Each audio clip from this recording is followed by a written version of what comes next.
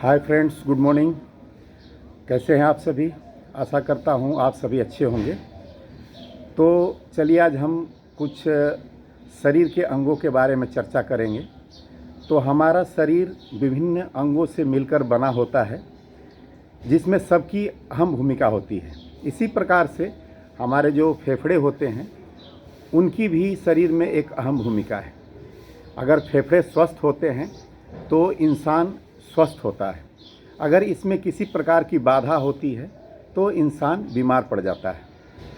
तो जिस प्रकार से हम किसी गाड़ी को साफ़ सफाई करते हैं, उसके इंजन को क्लीन रखते हैं, समय समय पर उसमें उसका सर्विसिंग कराते हैं, इसी प्रकार से हमारे फेफड़े हैं, इनकी भी सर्विसिंग समय समय पे अगर होते रहे, इनको अच्छा भोजन मिलते रहे, इनकी नियमित व्यायाम होते रहे तो ये स्वस्थ रहेंगे और किसी प्रकार की परेशानी नहीं होगी। तो हमारे फेफड़ों को स्वस्थ रखने के लिए हमें क्या करना चाहिए? तो फेफड़ों को स्वस्थ रखने के लिए कुछ घरेलू उपाय हैं, वो मैं आपको बता रहा हूँ।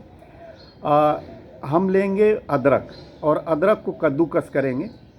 इसके बाद अगर कच्ची हल्दी मिलती है तो उसको भी कद्दूकस कर लेंगे। अगर कच्ची हल्दी नहीं मिलती है तो हम पाउडर, अच्छा कंपनी का पाउडर ले लेते हैं हल्दी का, या घर पे पाउडर बना लेते हैं।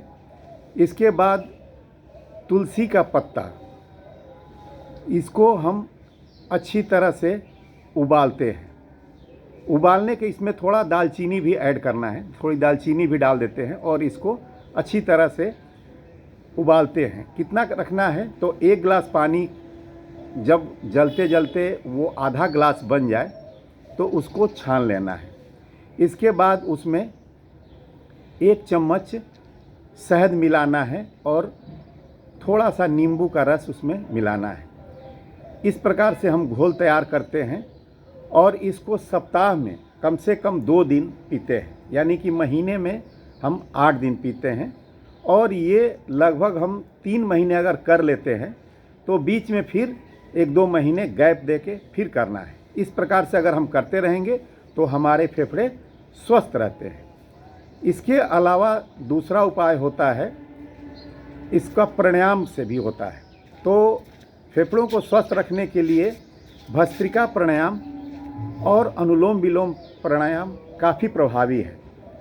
तो जैसा कि आप सभी जानते हैं कि भस्त्रिका प्राणायाम किस प्रकार से करते हैं, फिर भी मैं एक बार करके बता देता हूँ। इसमें क्या करना है कि आप सुखासन में या पद्मासन में या अर्ध पद्मासन में इस प्रकार से बैठ जाएंगे।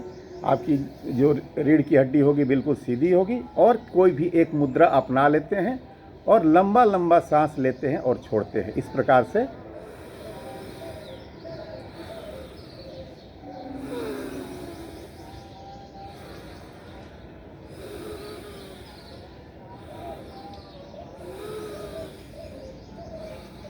एक तो ये हो गया आपका भस्त्रिका प्राणायाम।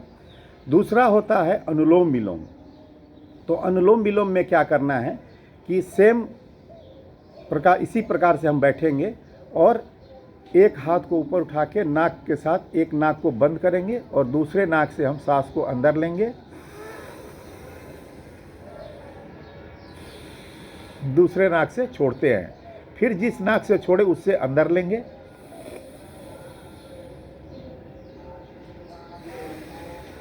फिर दूसरे नाक से छोड़ेंगे। ये हो गया अनुलोम विलोम प्राणायाम।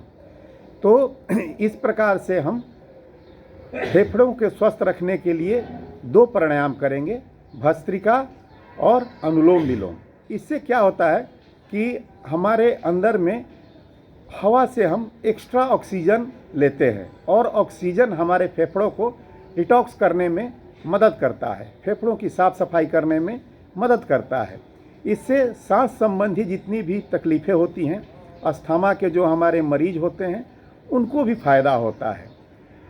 इसके अलावा हम खान पान को सही रख के भी अपना फेफड़ों को स्वस्थ रख सकते हैं और अपना वज़न को कंट्रोल करके भी हम अपने फेफड़ों को स्वस्थ रख सकते हैं। तो ये थे कुछ फेफड़ों को स्वस्थ रखने के बारे में जानकारी। तो दोस्तों, आपको मेरा ये वीडियो कैसा लगा आप कमेंट करके बताएं और लाइक करें, सब्सक्राइब करें और अपने दोस्तों में शेयर करें। नमस्कार दोस्तों।